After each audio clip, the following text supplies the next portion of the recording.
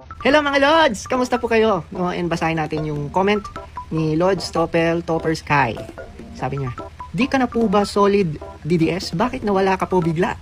Of course, solid na solid pa rin po tayo. Ito sagutin ko lang po kasi marami ding nagko-comment, nagme-message kung kamusta na daw ako, saan na ba daw ako. Andito lang ako mga Lods sa paligid-ligid. Anyway, past few weeks ay medyo may pinagdaanan po tayo, no? So, nagkasakit po tayo na hospital. And I was diagnosed ng H. pylori. So, it's a sakit sa tiyan.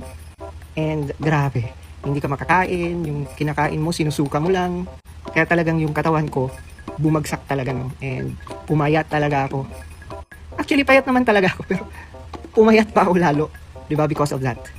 But right now, glory to God, no? So I'm on my way to my recovery.